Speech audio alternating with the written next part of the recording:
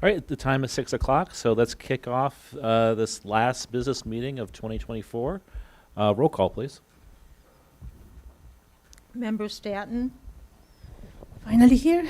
Member Jones, Here. Member Hickson, Here. Member Baxley, Here. Member Langendorf here, Vice President Exum. Here. President Pulowski. Here, we do have a quorum. Are there any additions, corrections, or modifications to tonight's agenda? Hearing none, it's now time for citizen statements. If anybody would wish to make a statement before the board, please fill out one of these goldenrod sheets located in the back corner of our room and hand it to our recording secretary, Lori Johnson. We have one right now, but are there any others? And no one else is indicating. So, Michael, you're up.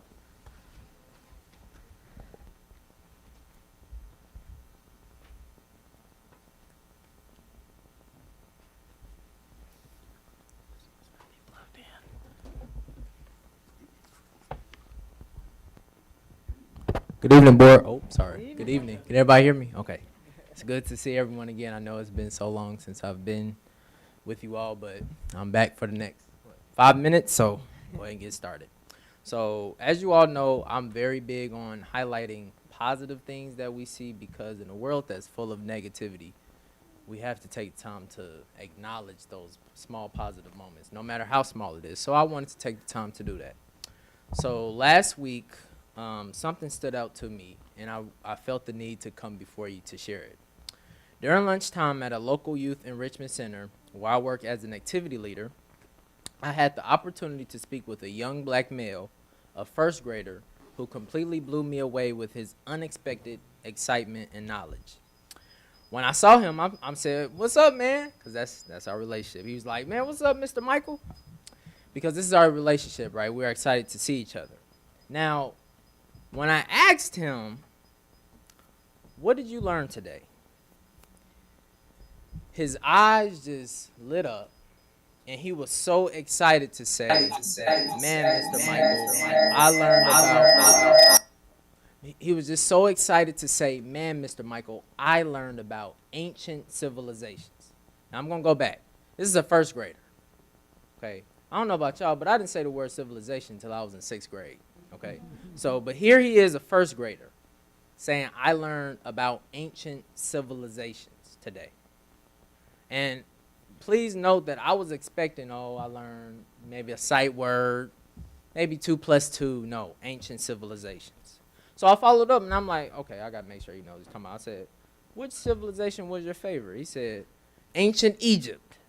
And he began to explain that his favorite thing was learning about the pharaohs. He even broke down the differences between pharaohs and kings, explaining how pharaohs were seen as both leaders and gods, while kings were rulers who didn't have the same status. The level of detail he provided was impressive, especially for someone so young. Then he started talking about their architectural achievements, like the pyramids, and how much he enjoyed learning about them. He even made a connection to a field trip his class recently took to a local museum, where he had seen a picture of a pharaoh.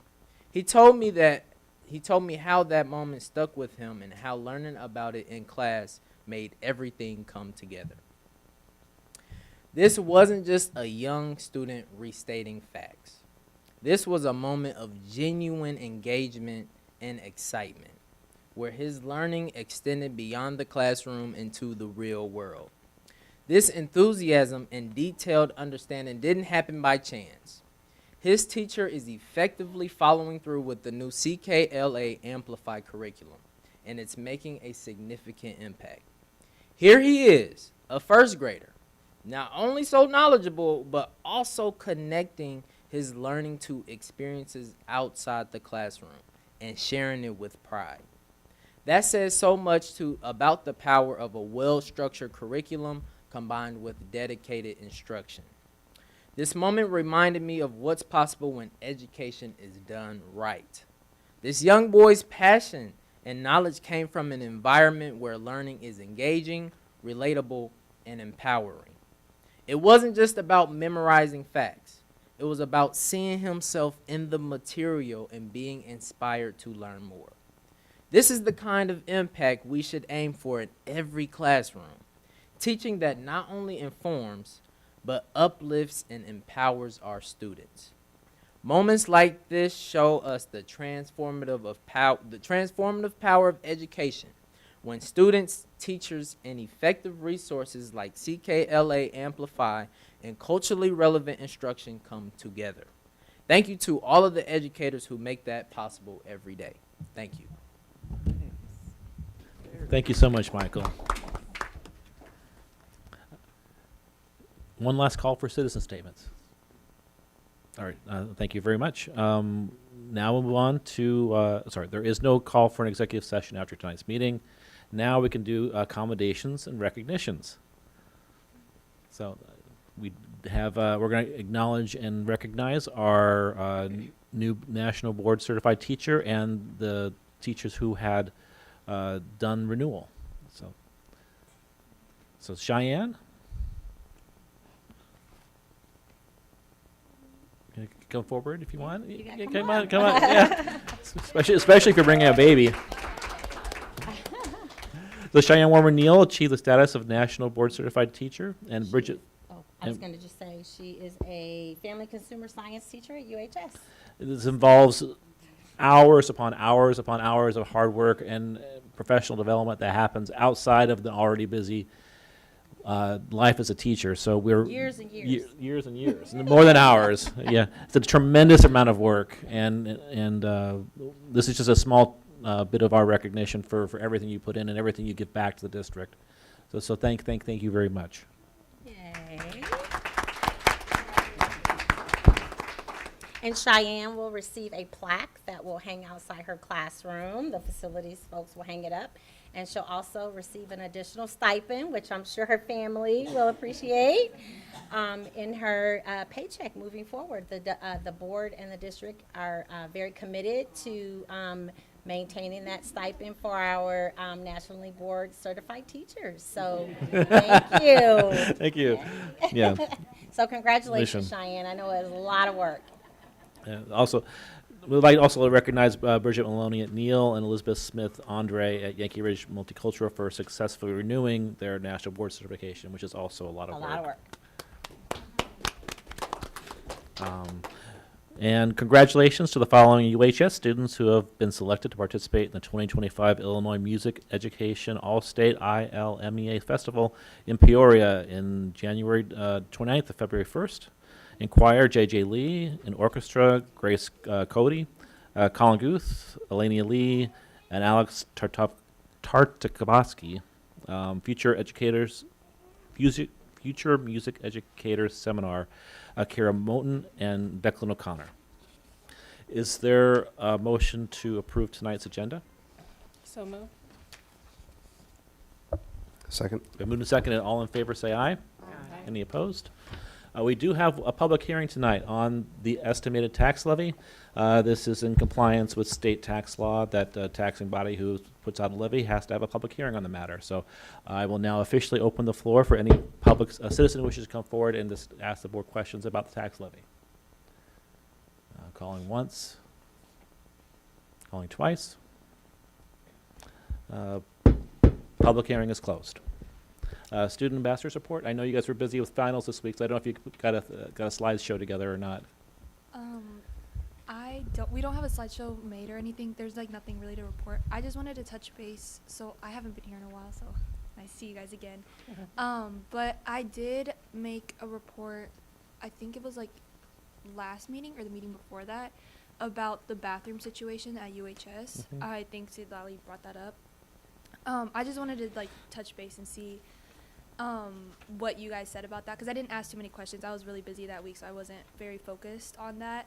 And just seeing, like, because I did see that in a couple bathrooms there are new privacy kind of things at the doors, which are helping, but there are still a lot of bathrooms that don't work. And so I was wondering if there was any, like, talk about that, of being able to get, like, new, like, better toilets or something. Like, I don't know, just anything like that is just being brought up or anything like that. Well, typically that type of issue you'd follow up with building administration and with facilities. So I mean, I would recommend talking to Mr. Guzman and talking to Randy if you don't hear anything from Mr. Guzman about the matter. That's all I wanted to ask about tonight. Thank you. Okay. We do have administrative report, which is our 25-26 first draft of the school calendar. Okay. So you have, and John, I hope you have all these things. You should have a slideshow, hopefully.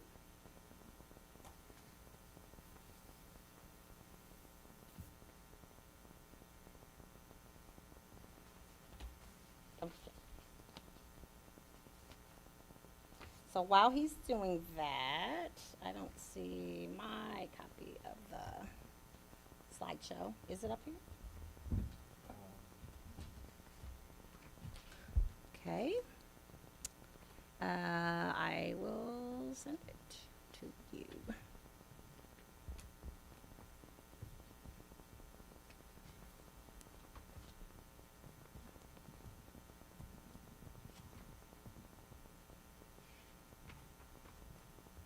Yeah, John, you don't have it either?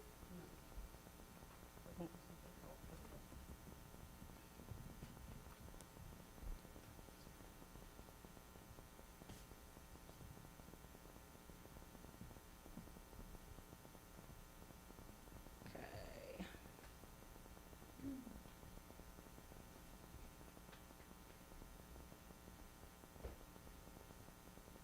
Sorry, guys. While we're doing that, if you want to look at the draft calendar that is in front of you, and then I'm going to walk through that after I walk through the slideshow. That is kind of the most important part.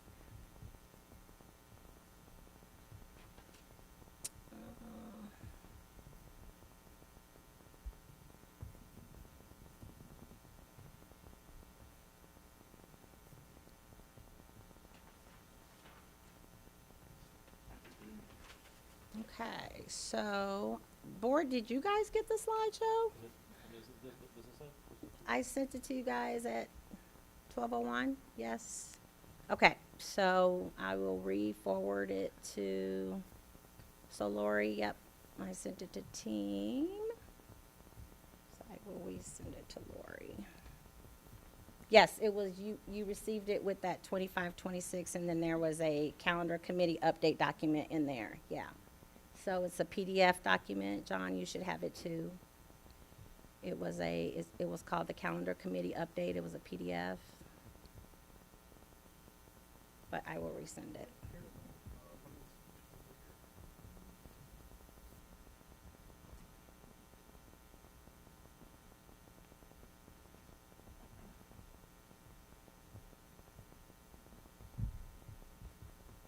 Okay, so I will just talk from my. All right, so again, this is the first draft. The calendar committee has met 2 times. We met once in November and once in December. The committee was comprised of a very robust group of volunteers that included parents. Sherry was our Board of Education member volunteer. We had teachers from across EC 12, so from early childhood all the way through the high school. We had building administrators, central office administrators and staff, so clerical folks who are involved with our calendar and our attendance, and then we also had support staff from the building. So it was a really great group. We started the process just kind of talking about a little history and talking about what our priorities would be. So prior to the first meeting, if you want to kind of go ahead and go to the next. So that just shows the group of folks who participated. So, okay. So prior to the first meeting, we shared with the committee the federal and religious holidays, calendars from neighboring districts. It's really important for us to know primarily, even though we share what the other districts around us are doing, the most important district, of course, is Champaign. As I've talked before, we've shared that a large number of our staff members live in Champaign. One of the things that I shared with the calendar committee is last time we pulled data, we about 2/3 of our staff members lived in Champaign. This time when we ran that data, it was about 50% of our folks live in Champaign. So I know sometimes people wonder why, especially our parents, you know, when we talk about why do we care so much what Unit 4 is doing. Well, it matters because when they're not having school, we often don't have subs and don't have teachers, because if you're like Cheyenne is a great example. I don't know where Cheyenne lives, but if Cheyenne, as a teacher, when Unit 4 is closed, she may not have childcare or daycare because her kids are not at school. So it's something that we really have to think about. So we shared the school code information with the committee. We also kind of shared a very generic kind of draft sample calendar with the committee that I kind of went through and just looked at our previous calendars and kind of looked through the school code guidelines to give us kind of a starting place. Our 2 meeting dates are on there, and then we also have a 3rd meeting set aside in the event that we need it. So we made a lot of progress in 2 meetings. Again, this was a very collaborative group, and people were very willing to speak up and share their feedback. I think the parents that volunteered to be on the group had a lot of really good things to say, and I think we shared here with the board that I had received a lot of feedback from parents around the things that they did not like about our fall calendar, because there were lots of things that people did not like about the fall calendar. And so I think there were people who joined the committee because they wanted to make sure that voices were, those things were shared with the committee. Things like parent-teacher conferences, the fact that our conferences were after the long break, after fall break. So just some of those kind of nuances. There were some people who really wanted to make sure those things were shared. So our goal from the very beginning was to make sure that we were bringing forward at first go round a 25-26 calendar for the board to review. We really wanted to have something during the month of December for you to look at. And then our hope is, based on your feedback tonight, if there are things that you really don't like, if you have heard from some of your constituents that there are things that you don't like, we'll put this draft up on the website. Catherine's going to share it out in our board update, and so hopefully we'll get more feedback from parents as well, and we'll share it out with staff too. So if there are things that people don't like about it, then we can come back to the table and we have a meeting scheduled in January. If we don't get a lot of feedback and people seem to be happy with the things that we're suggesting, then the committee will then mirror what we have here, and that has been our past practice. We take what we do for the first year, and then we kind of mirror it for the second year, and then we'd like to bring back a 2 years of a calendar for the board to approve. We always know that when we're going 2 years out, there might be things that we have to change. Like I know one time we brought a 2-year calendar forward without election day, and then all of a sudden election day became a holiday that we needed to add in, and it wasn't initially in one of our 2-year calendars, and then we had to go in and add that in. So there are times when we have to go in and make tweaks after we have approved a 2 years of calendars, but that's our plan moving forward. So any questions about the process so far? Okay. So I'm gonna keep going, John. All right. So we can go back one. Yep. So the guidelines. So what are the school code guidelines that we are kind of held to following? So the state statute allows for some flexibility, but unfortunately not a lot. We are required to have 176 student attendance days. We are allowed to have 4 Teacher Institute days, and we are expected to build in 5 emergency days. As you know, we have an e-learning plan. Our e-learning plan is approved through 2020, it's on the next page, I think, 2027? I can't remember, but it's on one of these pages. You can go back, John. The ROE, when in talking to Gary Lewis, I always say, why do we have to include these emergency days on our calendar? When we're an e-learning district, we don't have to take those days. He still would like us to include them on the calendar anyway. And because our calendar, when after the board approves it, it goes to the ROE and then it goes to ISB. So we have been including that per the request of the Regional Office of Education. The state statute allows for the federal holidays, and they do have flexibility for districts to include religious holidays as long as we still make sure that we have 176 student attendance days. That is the thing that is a no wiggle room for the state. So go to the next slide. So a little history that we shared with the committee.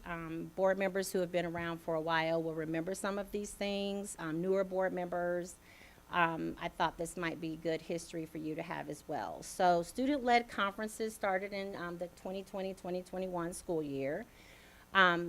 We used to just call them parent-teacher conferences, and then we started calling them student-led conferences when there was a change in the requirements with the number of days that we could have in our calendar. ISB added a requirement for 2 additional days, but they did give flexibility for districts who had calendars that included a family-led or a student-led conference model. So what happens is students come with their family, or it could be just a parent and a student. This is way more successful, I'd say, at the elementary level. So, once students are at high school, I don't know that a lot of high school students are sitting with their parents and talking about their grades, but some still do. It definitely is a more popular mostly popular at the elementary. Students are presenting their projects and special units and things that they've created that they want to show their families or their mom and dad or family members. So that started in 2021, and we are allowed, because those students are coming on Thursday night and Friday morning, we're allowed to continue to count those as student attendance days, which is great for us because we don't have to add 2 more days to the calendar by having them be student-led family conferences. We started fall break with the 2023 calendar, and I kind of already explained why we started that.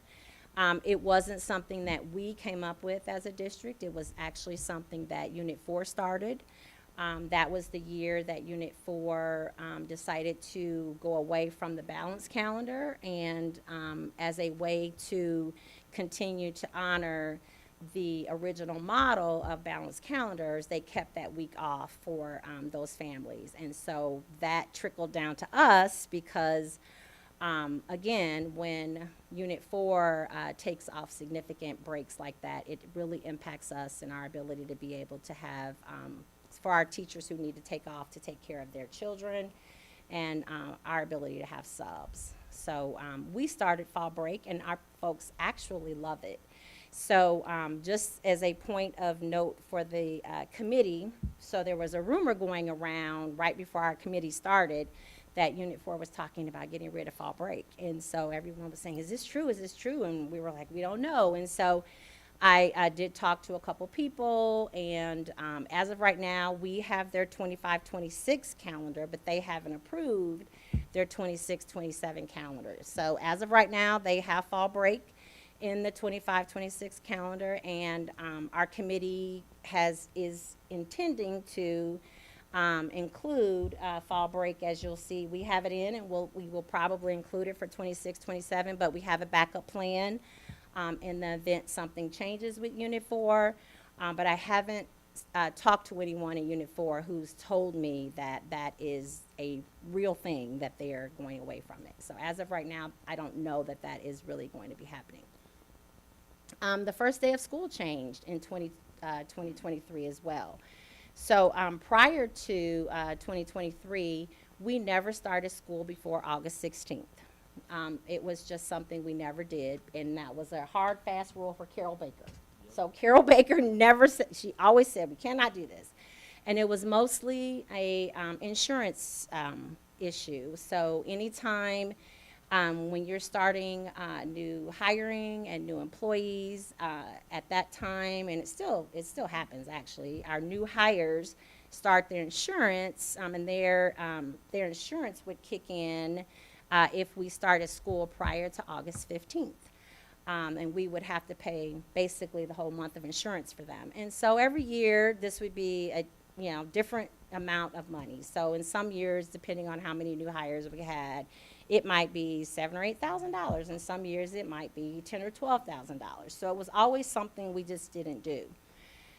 However, when we switched to fall break, our ability to take 5 days of school out of our calendar and not go into a whole extra week of June student attendance days was really impacted. So we really had to look at our calendar differently, and one of the ways to recapture some of those days back from fall break were honestly to start school a little earlier. So that's when we started coming back a little earlier. I know initially it was a shocker to staff who had never started before August 15th.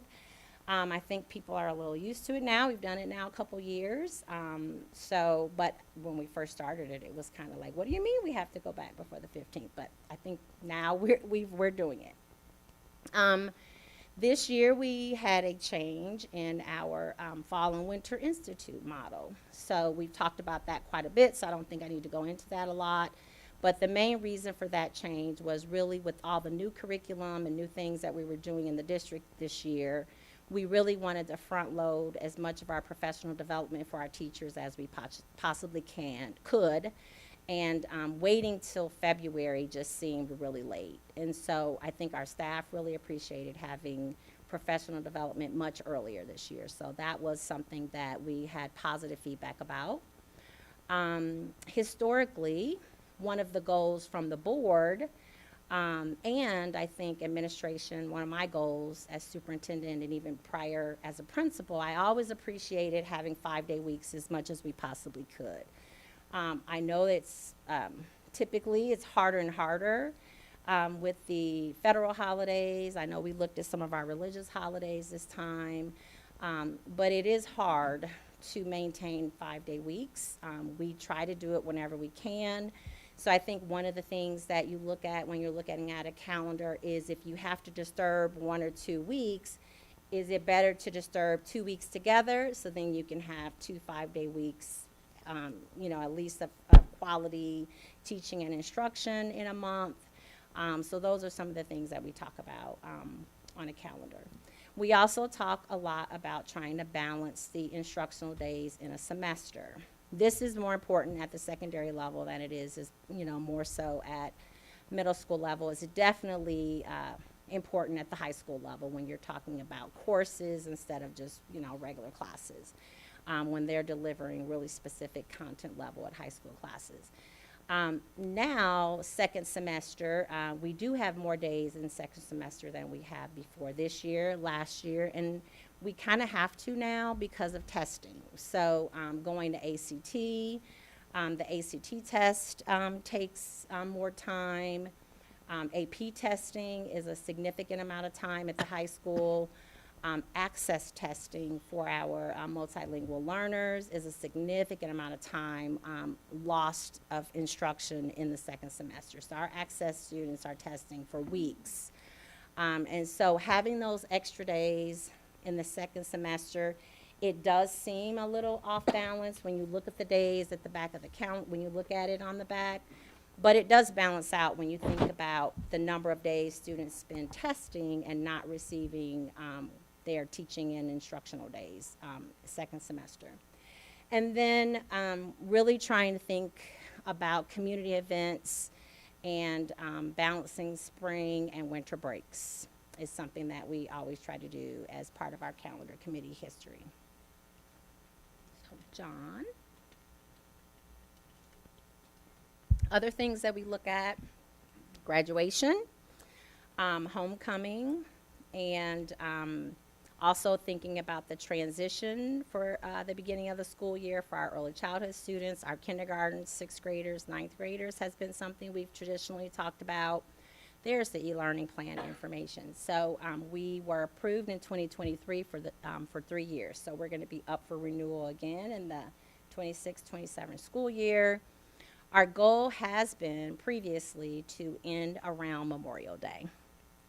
So that's what we've been doing in the past. Okay, so here were some major topics that we talked about a lot at the beginning. So Election Day. There are lots of things that we are just kind of outside of our control, and Election Day is one of them. And there are other state mandates. I know Juneteenth is not part of our actual student attendance day, but like Juneteenth is one of those days that we were just told, hey, this is a federal holiday now, you're taking it off. So that is another one of those kind of mandated days. So we talked about that just a little bit. We had a lot of conversation around the benchmark testing windows, and this was more of a relevant conversation for our teachers who really wanted to share input, things that they've been talking about at the building level, mostly at the high school. Right now we're doing our benchmark testing for things like MAP in December instead of January, and so our high school folks wanted to share input around, they think the fact that MAP testing is around finals can be a little difficult, but then the flip side of that is it's also harder to have your MAP testing at the beginning of the semester when you're getting into your new courses and students are moving around into different classes. And so we had a lot of conversation around that with our teachers mostly. One of the topics that came up was the beginning of the year family events and communication about these events from parents. Really wanting to know, when is Welcome Back Night going to be? Parents wanting to know about open house and curriculum nights. Our UEA members, and I should have put them on as a special group on that first slide. We had teachers there, but we also had teachers there who were serving very specifically as UEA members. So our UEA members who were there, they would really like us to make sure that we are communicating to our staff that the welcome back nights are kind of not a requirement, right? Like they like them to kind of be more of a, hey, let's just kind of come and open up the school and keep it really light, keep it open, because teachers are a little stressed when it's August 12th and my room's not completely together. I don't have my bulletin boards aren't as fancy as they are going to be in a couple weeks. But we know parents really want to be in the building. They really want to know. They really want to take their kids to the school and show them where you line up and where you are going to wait to get picked up, those kinds of things. So we took a lot of that feedback on, and we're going to make sure that we're communicating that information, one, for our parents who really spoke up, and two, so our educators don't feel all the stress of Welcome Back Night. We really want our educators focusing on open house and curriculum night, because that's where we think the meat of where we really want them sharing with families what is happening in the classroom when they come out in like September, October.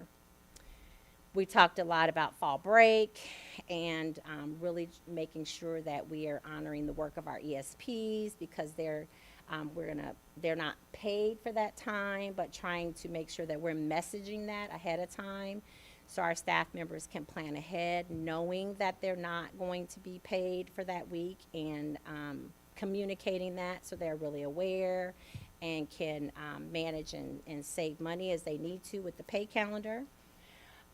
Staff development days and early dismissal days. We receive feedback from our teachers that they They would like us to have less of those days on Mondays, and more on Fridays for 612. We had a lot of conversation about some of our religious holidays, and we did try to, and we'll talk about this in a little bit, we did try to make sure that we were trying to add those to the calendar if we could this year. And if we weren't able to make some of the higher holidays, especially the Jewish high holidays, fit in the actual calendar, would we definitely make sure that we were communicating to our administrators and our folks that control calendar events not to schedule major events on major religious high holiday nights. So we had a lot of conversation about that, and that was really good feedback that goes into the next bullet about having a very functional district calendar. So about 2 years ago, we started a district events and engagement calendar, I think is what we call it. And it started off, it was just more of a place for administrators to start putting things, so we didn't schedule events on top of one another. Well, and then we started sharing it out with, we started putting some of the UEA events on it, and then we started putting some of the music events from Mr. Hicks, because we found out, like, we would schedule things, but then there would be band concerts or orchestra concerts. And so we really have talked a lot about how can we coordinate this better. So it was a great conversation to have around having a district calendar, because it still happens, even though we do everything we can to think that we know every event and we put it on this calendar. It never fails. We still end up having something where we don't know about an event and we've scheduled something and it is a huge concert night somewhere that we don't know about. So Mr. Hicks was part of this committee. Mr. Waller was part of this committee. So, you know, as much as we can coordinate athletic events and music events and, you know, administrators scheduling their family events and creating one district calendar where we can memorialize all of these events, but then also make sure that we're not scheduling them on things that are going to, you know, interfere with our families that might be celebrating Yom Kippur or, you know, or Rosh Hashanah or Ramadan or some other really important religious holiday. So we're really going to work with our administrators on that. Starting in May, Mr. Hicks is going to be working with his folks, and so that is something that we're very committed to. And I think hearing the feedback from most of the people on the calendar, it hit people in lots of different areas. So not just parents, I think teachers, administrators, I think everyone was very passionate about that. And then we received a lot of feedback about parent-teacher conferences this year, and the you know, the feedback around, I already mentioned this, around the fact that we had parents talking about they didn't remember that they had conferences because we had a whole week off, and just a lot of those things that in this year's calendar that weren't appealing to people that I think we were able to fix. So anything on that page that anybody wants to highlight or talk about? Yep. Mm-hmm. Microphone, Jennifer. The student-led conferences Mhm. are for, they're counted as attendance days.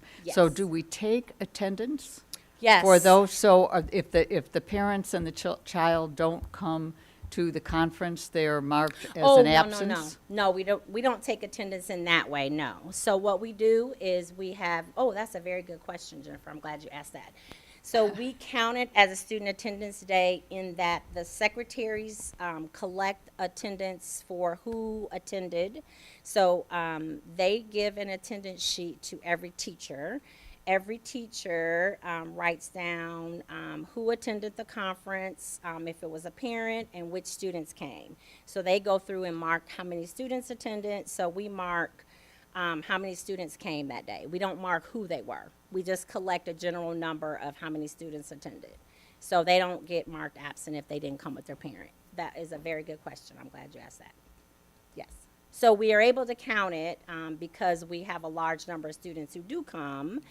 But for students who don't come, they're not marked absent. Okay. Any other questions? That was a good question. Some questions, but Yeah. I'm not so sure it is the time to ask about accommodations of the, like I Is it about this particular pay? If it's on this slide, then yes. no, it was from the previous Okay, one well, with let's keep distribution. going then. Okay. Yeah.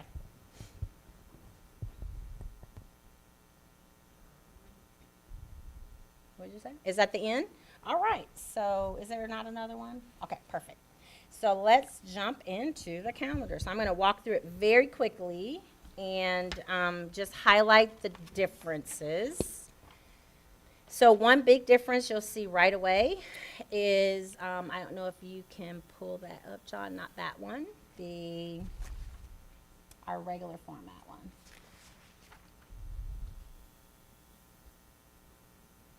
So the most important thing I think to note is that we're starting with 3 institute days at the beginning of the year. One of the reasons why is because everyone in the room agreed that it didn't make any sense for students to come for 1 day of school and then be off. So it didn't make sense to have students attend school just for Friday and then be out again until Monday. So we're going to move the Institute Day that we did take this year in October and move it to the beginning of the year. And so we front-loaded PD this year in October. So we're going to be front-loading PD even more to August. So the first beginning of the year will be, so I'm actually, I know John's got the other one up, but I'm actually using this one. So, so our first 3 days are August 13th, 14th, 15th, and we will be having our regular institute days. We'll be making sure that we have district time and building time built into that. August 18th then would be the first attendance day for students. We will keep with our model of having half of our kindergarten students attend one day and the other half the other day. One thing that came out is all the parents said, can you communicate earlier which kindergartners are supposed to attend on which day? And we hear that a lot. So that is something that we're definitely going to be working with our elementary administrators on. As soon as registration is over, we're going to work with them on setting a date, and we are going to be really asking them to communicate. So what we do right now is they decide like A through M or N through Z is attending on this day, and which they kind of split the alphabet. And that's been something that we've done for years. The district has never kind of managed that. Buildings have done it, and I'd like to keep it that way because they know like the alpha ranges, and it just makes sense for them to do it. The only thing that I am going to ask that they do is just communicate it way sooner than we've been communicating it, because there's some families that didn't know whether their kindergartner would be attending until just a few days before school started, and we need to really make sure they know earlier than that. So then the next big change would be the conference time. So if you look at October 9th and 10th, we're going back to a model that we've used in the past where we'd have our student-led family conferences Thursday night and Friday morning, and then that would be the end of the quarter. Following that weekend is then we go right into fall break. And so this is probably what we should have done this year in retrospect, but we didn't. So I appreciate all the feedback that we received. But this is what we're going to do, hopefully, for the next 2 years. We will have conferences, lots of opportunity to give feedback to families, and then we'll have that week off, and then come back and continue on with the second quarter. The first staff development day would be November 7th, and it'll be the same format that we've always had. No school for EC5, early dismissal for middle school and high school. no change in Thanksgiving break. And then we will have those, we would have attendance days on Monday, Tuesday, and then Wednesday through Friday would be off. There was a little discussion about having a full week off at Thanksgiving if we made a change for fall break. So there was a suggestion of like, what if we only took 3 days off during fall break, and then we put those other 2 days off during the week of Thanksgiving. So that isn't something that was overwhelmingly something that the majority of the committee wanted to do. It was something we discussed though. So I don't know that we have a lot of family members that would. I think there are quite a few people who maybe travel, but with our student population right now, I don't know that they're the majority of our family members that are traveling that week. And so,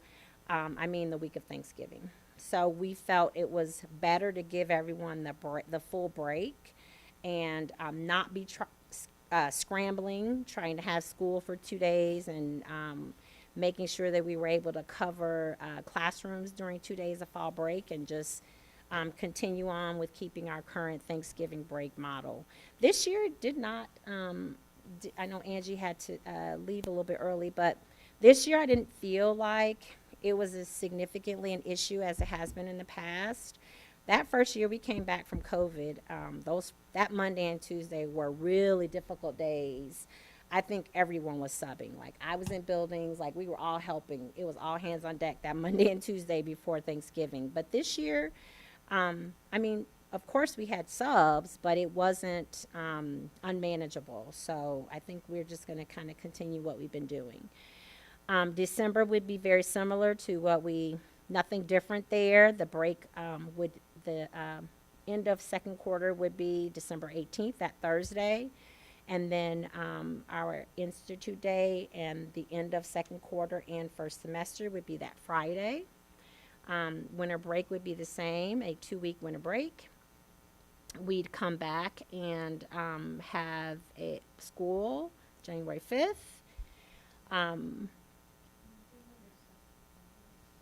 Is that right? Okay. Yeah, it should. Yeah, yes, it should say school resumes. Thank you. Yep. Home visits just for early childhood. Yep, we're going to talk about this a little bit more.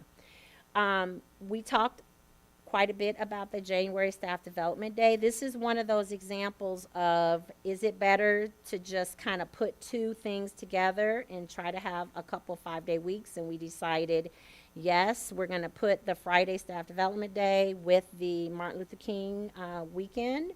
That way we can have 2 weeks where we have 5 days of instruction. So, and it allows our staff members who are involved in some of the King holiday events in the community the opportunity on Friday to kind of still participate in those things. February Sorry, is... John, could you go scroll ahead. down, please? Scroll down, John, sorry.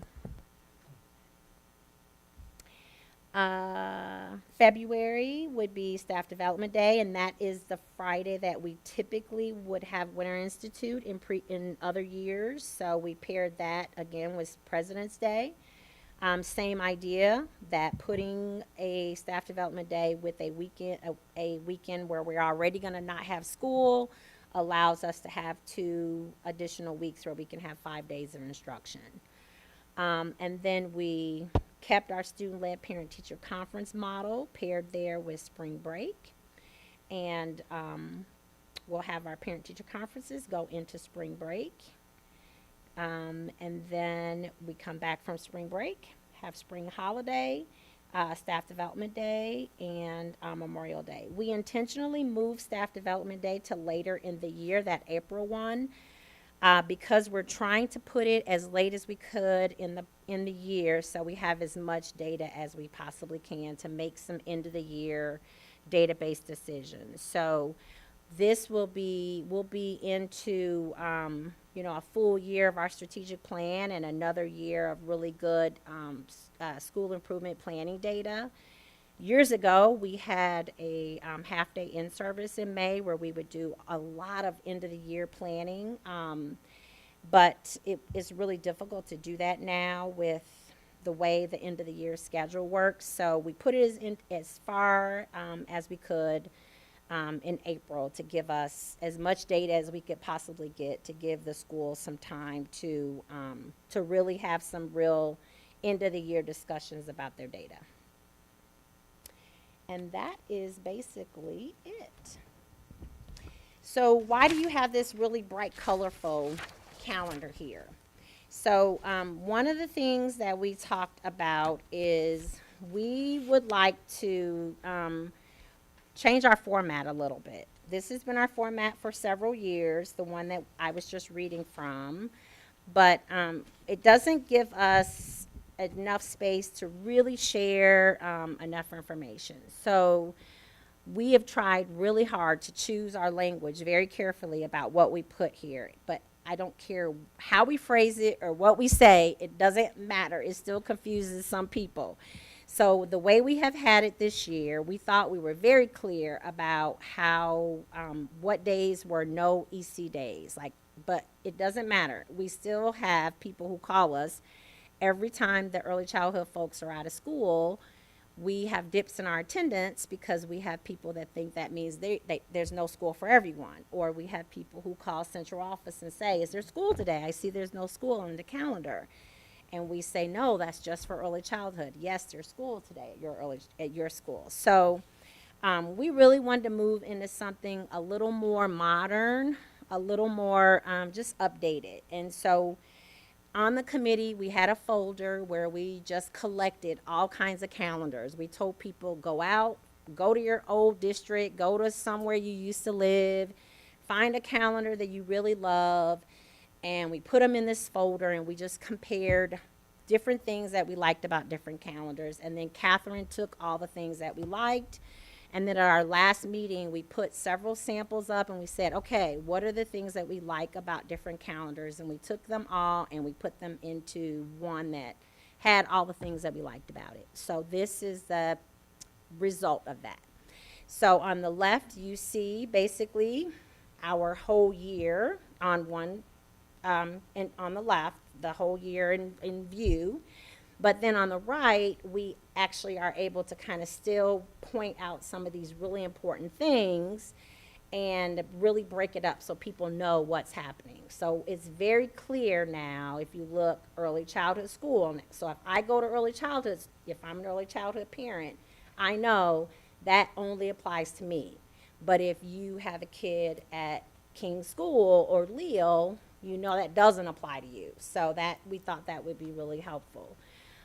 We thought it was very helpful for people to know when the federal holidays were, especially for people who need to plan ahead for their own work schedules. It's also very helpful for our staff members to have all of the staff development days laid out like this. We want our parents to know when is the first day of school, when is the last day of school, because that's really important information. We get calls all year about graduation. So we said, let's just put it on the calendar. Graduation is May 26, 2026. So May 21st, I'm sorry, 2026. So everyone knows when graduation is, and we don't have to, answer questions about it. It's on the calendar.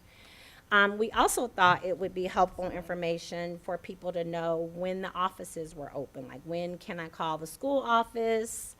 And then we also still were able to include when the quarter ends. So this is something that we really want to move to, is just moving to more of a vibrant calendar. You're probably going to say a lot of our families maybe don't have color printers. So what I asked Catherine to do is to choose colors that when you print it in grayscale, they're still going to show up as you can tell it is a different color. So that's kind of what she did. So I know you're looking at a color version. We probably should have printed out a grayscale version so you can see that. But that is what she kind of did. So when you're looking at the months, you won't see like all the different grayscales. You'll see that there is something there. Like, oh, there's something is darker there. I need to go look on this side. Excuse me, Yeah. This will be on on the. Oh, it'll be on the website, so website. they Oh, don't have to absolutely. refer to it, People so. will see the color version on the website. But if you're like me, right, like every year I printed mine out and stuck it on the refrigerator. And so a lot of people do that. And we know a lot of people won't have color printers. So we chose our colors pretty specifically. So, We have a, it would be a magnet? oh, yeah, we still will have the magnet. Yes. Maybe not this format, though.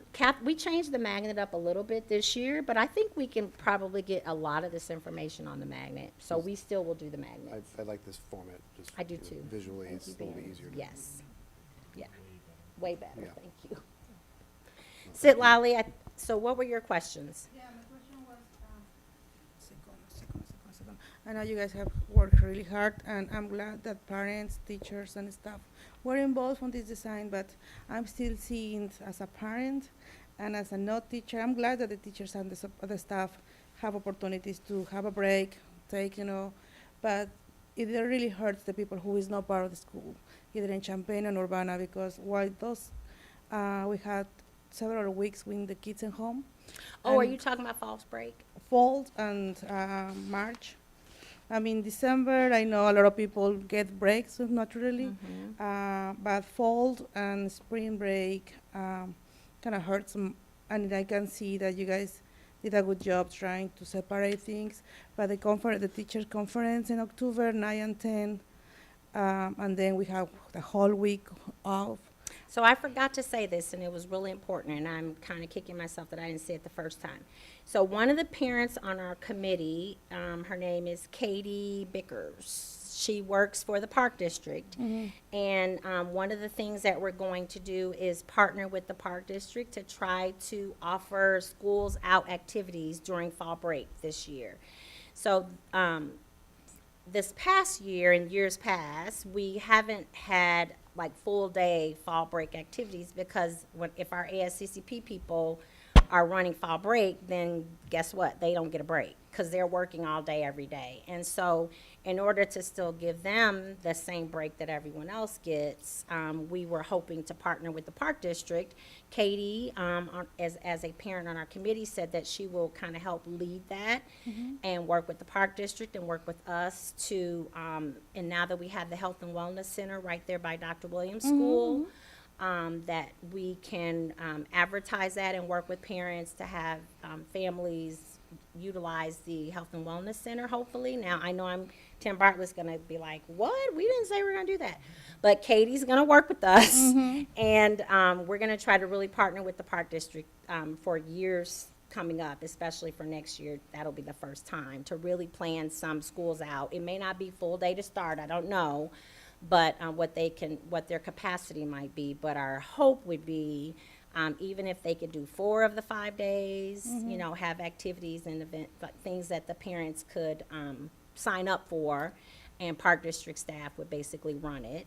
We might have our own USD people who want to be there, who want to earn extra money. Like we were talking about in our committee, that we have TAs and ESP staff who don't get paid that week. And that was They kinda my might want next- to work it, Right. and be there to help because they that know was the kind of my kids. next question about it, like what is the possibility to have camps in the schools where support teachers, like support staff and TAs can also make up some money Yeah. and is still taking care of the kids, and so give us a break as a parents Yes. to have a safe place for our kids. So Yep.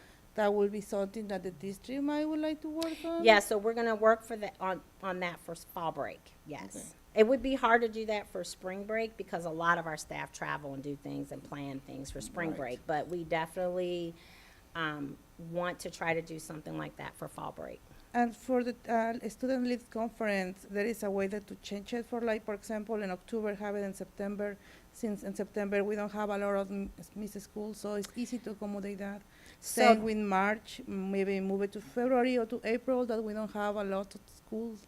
So the reason we have them when we have them isn't just for the days off. It's more so for the information that we give parents. And so The reason that the dates are when they are is because it's toward the end of the quarter. And so, if I'm a teacher, I'm telling the parent, these are your kids' grades. At the middle school and high school, they get their grades of what their grade is actually going to be for that quarter. And it's also the opportunity for the teacher to say, hey, it's October, your student is missing this many assignments, or I'm really concerned. We really need to see some improvement between now and the rest of the semester. So doing it too early in the year, we don't get to give the parent that information. So it's strategically put in October and March because it is at the end of the quarter. So it's more like the grade period. It's more about that's where the grades are. I totally understand that, but That's moving it okay. like 2 weeks, it would be affect too much, like moving the 25 and 26 in September.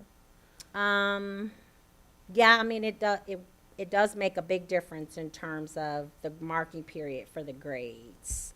Because at the middle school and high school, they do midterms. So Oh, okay. you kind of take the quarter and break it in half, and they do midterms. And I so see. that would be putting them really close to their midterms too.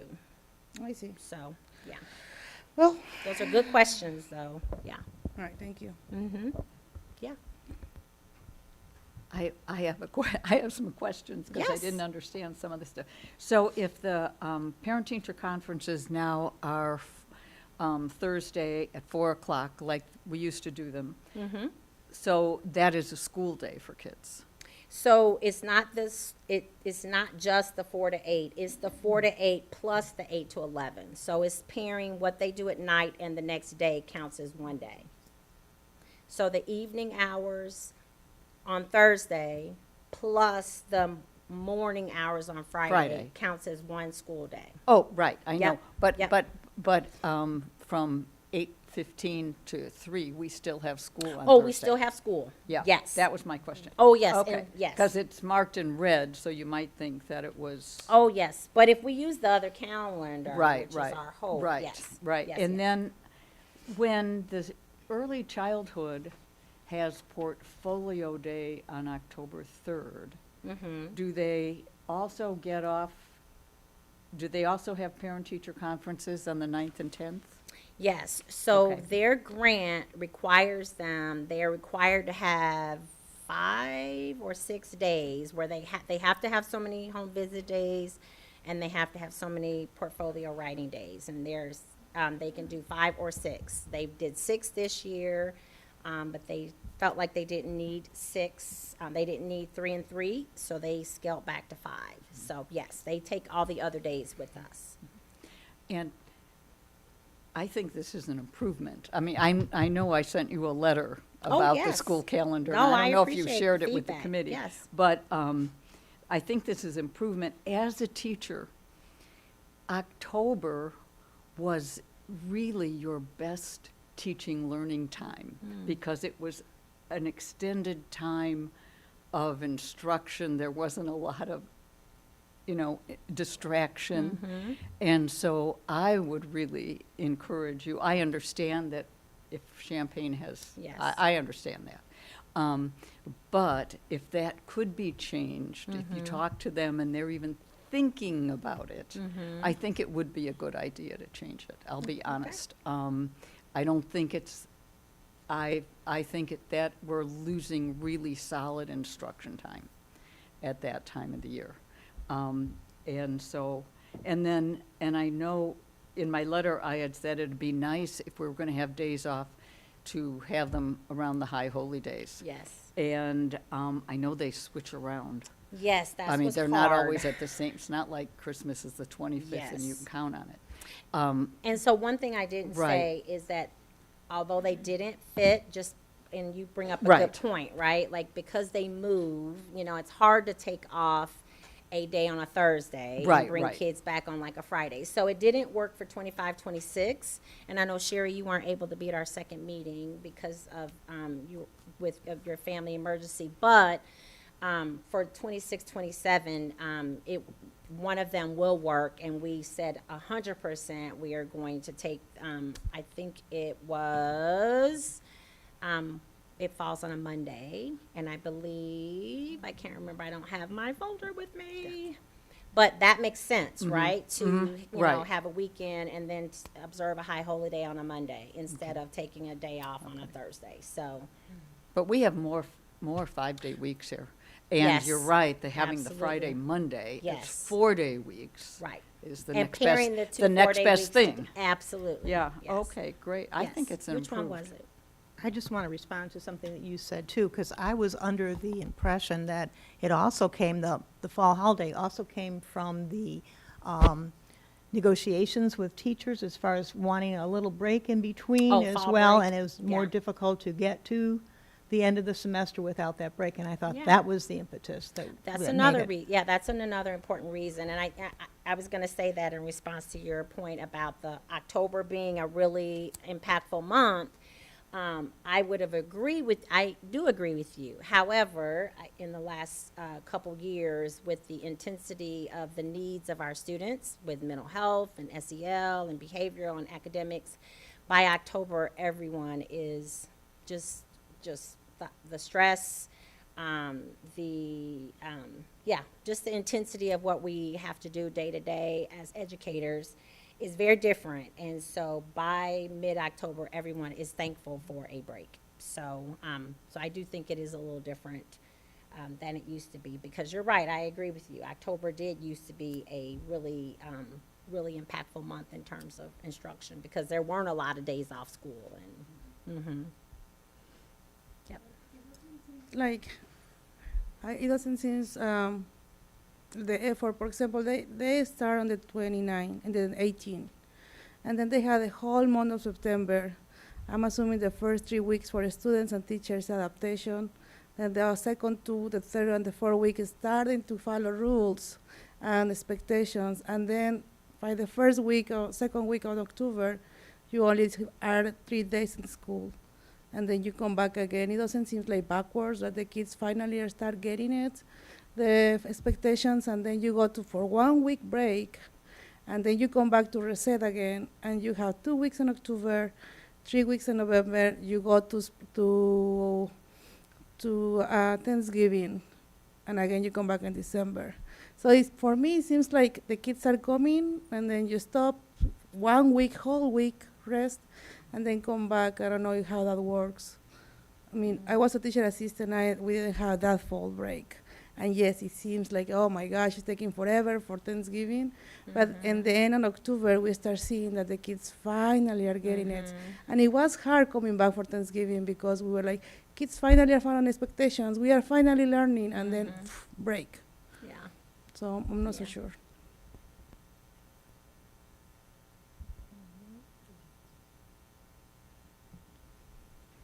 I agree. Yes. I think that's true as a former teacher. What's the pink? The pink. I think it's just miscolored. Oh, Yeah, I okay. think it was miscolored, yeah.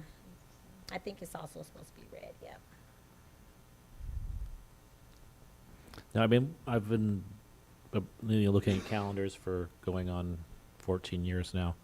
It's, at this level, it's exceedingly difficult for us to make changes without, the committee meets all year long trying to figure this out. It's taking input from a broad section of people, and taking a lot of things into consideration. Unless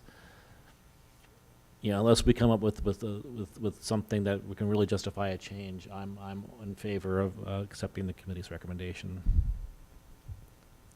Yeah, go ahead. Yeah, I'm not. And it's because of the fact that we're not really following and coordinating with Champaign Unit 4. Being in this community for a long time, when my daughter started school 35 years ago, it was very difficult, especially with teaching at Parkland or U of I, when we had different vacations and different times off. It was very difficult. And what you said today, with 50% of our teachers being in Champaign, Champaign is giving the students the October 2nd day off to observe Yom Kippur. And I really feel as though that is something, if they can do it, then I don't understand why we can't do it as well. not only because of the coordination, but also because of the respect and the acknowledgement that we live in a diverse community. Mm-hmm. And we say that we respect, we honor different cultures, but yet we talk the talk, but sometimes not always walk the walk. Mm-hmm. I did receive a letter just this very, like, half an hour ago from the Jewish Federation about this, and I don't Yeah, know I whether got or it not. too. You Yeah. got it too? Okay. Mhm. So I don't know if we want to read now or later or not read it at all, but from the community, they really say in the bottom, they said, "We recognize and appreciate the school district's ongoing efforts to honor diversity, inclusion, and equity. The Jewish community in Champaign-Urbana is an integral part of the fabric of our school district. Your thoughtful recognition of these holidays would demonstrate a commitment to inclusivity and cultural sensitivity, fostering an environment where all families feel valued and respected. We are happy to collaborate with the district to provide resources, educational materials, or training sessions for staff to help deepen understanding of Jewish practices and holidays." It's not just a day off. It is a day marked with abstention from work, school, and daily activities. Mm-hmm. And it's difficult for students when they come and they're expected to work harder that week because there's a test or there's a project that's due. And it's giving them more pressure that week as well. They're choosing between whether or not they practice their religion or whether or not they have to keep up with their schools. And sometimes, unfortunately, they have to make the choice for schools because that's important to them as well. So I would hope that we could maybe try to include that as well. So we talked about it. Like I said, I know you weren't at our last meeting, so we had a lot of conversation about it. And so it wasn't something that we just flippantly decided not to do, Sherry. I don't want you to think that. So it was. I didn't think you would. Okay, it was something that we really did talk a lot about. So we looked at all of the other, like, what can we take away to, because if we add it, then we either are adding a day of school at the end of the year, because we have to have a certain number of student attendance days, or we're taking something else away. And we couldn't think of anything else to take away, so the only thing that we would be doing at this point is adding a day. And that would mean we'd be adding a day and asking everybody to come back on Monday, June 1st. And so if that's something that we want to go ahead and take back to the committee, we can do that. But I think the committee felt like if we added Monday, June 1st, we would have very few, we just won't have we won't have a lot of people in attendance just to bring back everyone just for a Monday. So if we have to have 5 snow days, are they added to this? Or No, they included? they're not counted in. We just put them on the calendar, but they're not counted in anything right now, because we have an e-learning plan. Okay, but Yeah. I'm saying that if we, for some reason, there's no electricity in this community and we have to have a snow day, does that mean that we're going to go into June? So the only way that would Yeah. happen is if we used all 5 of our days and we had a Used one. 6th day. We used one. Yeah, I mean, if Yeah. we used all the E-learning days up. our e-learning days up, if we use all 5, because we get 5. Yeah. So if we use them all and then had a blizzard come and we needed another one, then yes, we'd have to make that day up. No, that's not my question. My question is if one of those 5 days, we couldn't do an e-learning day, we would have to call a snow day because because all the electricity Oh, is no, down. we can use e-learning days for things like that. Okay. Yes, I wasn't understanding your question, so. Even if there's no electricity? Oh, if it were just for one school, we wouldn't have to, we No, would the have, whole town. for If the it- whole it- town. The town had no electricity or Oh, if computer. I the mean, I- town had no electricity, that'd be different, because then no one would have Wi-Fi or. I think we'd have anything. bigger problems. We'd have- That would be called an act of God day, and yes, we'd probably there are act of God days in the calendar too. But yes, that would probably be considered an act, and they actually call it act of God days, so I'm not just saying that, but it's actually called an act of God day in the calendar. And So, those are usually exempt. and those are usually exempt, yeah, because it's something that is so out of your control, yeah, so. But I mean, we did discuss it, and I know you weren't there, but it's definitely something that we could bring up and take back to the group. Any other? It was, yes, it's October, it's Thursday, That's that October Thursday 2nd. It's the This year. Thursday.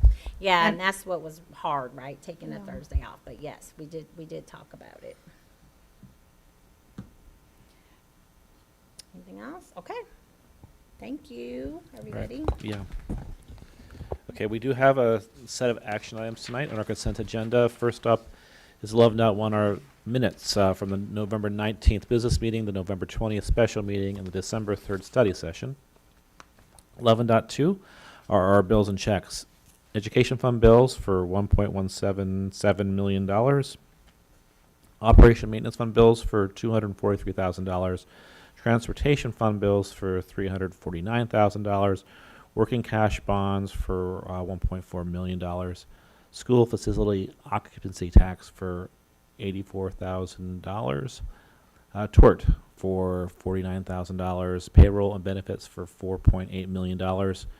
And Urbana adult education for $99,000. There's a list of personnel items needing approval that were in our packet, as long with a couple of administrative personnel items in our packet for 11.4. 11.5 is a resolution authorizing and directing sale or disposal of property in accordance with state law. That's some library books from DPW and an old ESL curriculum. 11.6 is a new activity account that's being requested. Urbana High School's UHS student incentives. That's the whole list of consent items. Does any board member wish to remove one or more of these items from the consent agenda? Seeing no indication, the chair would entertain a motion to approve the entire 6-item consent agenda as read. I move for approval. Second. It's been approved and seconded. Any further discussion? Roll call vote is in order. Member Stanton? Yep. Member Jones? Yes. Member Hickson? Yes. Member Baxley? Yes. Member Langendorf, yes. Vice President Exum? Yes. President Pulowski? Yes, motion passes. We do have individual action items as well. First up is 12.1, our gifts. Juan M. Cruz donated $500 to the Urbana Mariachi Tigers Club. Julian Barbary donated a Yamaha trumpet to Urbana Middle School. Ms. Corey Pruska and Dr. Scott Santeller donated $400 to support an orchestra trip. Country Financial, that's Tony Wesselman and Dan Punke, donated $1,400, and Napoleon's Auto Park donated $500 to the Urbana Wrestling Program. The following donated a total of $1,148 to the Urbana High School Student Council's Thanksgiving dinner. Lenders Limited, 111 LLC, Champaign County Retired Teachers Association, Champaign West, Rotary Charities Incorporated, New Prairie Construction, King Law Offices PC, and Siam Terrace. Dr. Evelyn Underwood and Bishop King J. Underwood donated $200 to their Evelyn B. Underwood Music Assistance Fund at Urbana Middle School. Is there a motion to accept the gifts and send out thank yous? So move. It's been moved and seconded. Any further discussion? All in favor say aye. Aye. Any opposed? Thank you very much for the gifts, everybody. 12.2 is a resolution regarding the estimated amount necessary to be levied for the year 2024. So this is our annual tax levy. It's for the estimated amount of $59,270,000 necessary to be levied in the balloon levy for the year 2024. Is there a motion for the floor? I move for approval. Second? It's been moved and seconded. Any discussion regarding our levy? Ben, could you do a roll call vote, please? Oh, sure. Member Stanton? Yes. Member Jones? Yes. Member Hickson? Yes. President Pulaski? Yes. Vice President Exum? Yes. Member Baxley, yes. Who seconded that? I said, Ben, I Ben second. seconded. Let's do that for Lori. Okay. Everything okay? Okay. 12.3 is policy 5:125. This is personal technology and social media usage and conduct for our staff members. So this is a revised policy which we discussed at a prior meeting involving modifications to the social media policy that was also in our packets. Is there a motion to approve the revised policy? I move for approval of the revised policy. Second? Been moved and seconded. And any comments or questions or discussion? Go ahead. I have a comment, and I am not sure if now, after talking to Lori, and that I didn't go back and check, if this was part of the, what did you call it?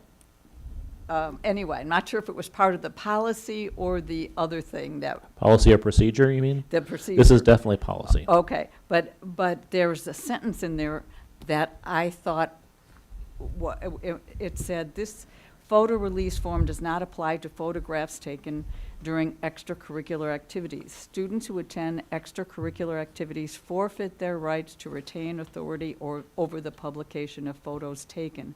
And what I think we mean to say is they don't have the rights for the extracurricular event, but still at school, they still retain that right. That's exactly correct. Right? And so I'm not sure that that's what that says. What it says is they forfeit their right altogether. And I'm just suggesting that we change a couple of words. This photo release form does not apply to photographs taken during extracurricular activities. Students who attend extracurricular activities forfeit their rights to retain authority over the publication of photos taken at those events. I would just like to add those three words, Okay. at those events, because I don't think they forfeit their rights Okay. for the school days. Okay, so how that would be done formally in terms of our board meeting was you could then request an amendment to the motion to add those three words, and then you'd have to get agreement from the person who made the motion and the person who made the second. Okay. Okay, I am going to request an amendment to the motion to add those three words at the end of that sentence that I just explained. I'm okay with that. I'm okay. Okay. So thank you. So now the motion on the floor is for the approval of the document that was in our packet, along with the three words that were just added. Okay. So any further comments or questions? All right, hearing none, a roll call vote is in order. Member Jones? Yes. Member Hickson? Yes. Member Baxley? Yes. Member Langendorf, yes. Vice President Exum? Yes. President Pulowski? Yes. Member Staton? Yes. And I lost, okay, there we go.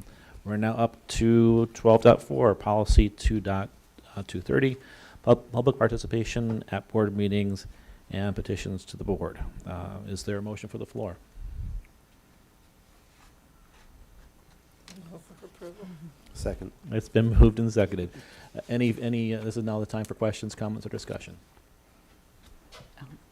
I am wondering, it was Sitlali's idea to do this, and Sherry and Sitlali worked on it, and I really appreciate that. But I guess I want to know, what was the reason? If the reason was to save time for board members, I don't think this saves us much time, because we don't have that many meetings that go over the time limit. We haven't since you've been on the board. I think you've been pretty blessed, trust me. Right, right, that's probably true, that's true. But I did go back and look at, and maybe I didn't bring that with me, but I did go back and we had, I looked at the meetings for this year and we did not have that many that went over an hour anyway, even with the 5 minutes. And I shared that email with, I think, you and Jennifer and Sitlali and Sherry. And I think that if you were to take those amount of minutes and then exchange those amount of minutes for the 4 meetings that the board members would be asked to attend during the school year, I think you would spend more time at the 4 meetings than you would at the extended board meetings. And I'm not sure, I really think that Jennifer said something today about that staff feel like the open house and curriculum nights are the meat of the getting back to school, the PTA school communication. And those were some of the meetings that it was suggested that board members could attend to talk to parents, and parents could talk to board members. But having been to those meetings as a parent, my attention is on my child. My child wants my attention, and the teacher wants my attention. And I don't think those would be good venues for board member parent discussions, because it would change the tenor, the tone, the reason for those meetings. So I would be more likely to, that is not something I would want to suggest we do, because I do think it would, I'm not saying it would be detrimental, but I don't think it would be productive for the board member, and I think it could distract from the reason everyone else is at that meeting. And that was just listed as an example. It didn't, Right. it wasn't one that had. Right, yeah, right. just But listed several and I examples. could see going to PTA meetings Yes. if, you know, if it was announced that that's what was going to happen.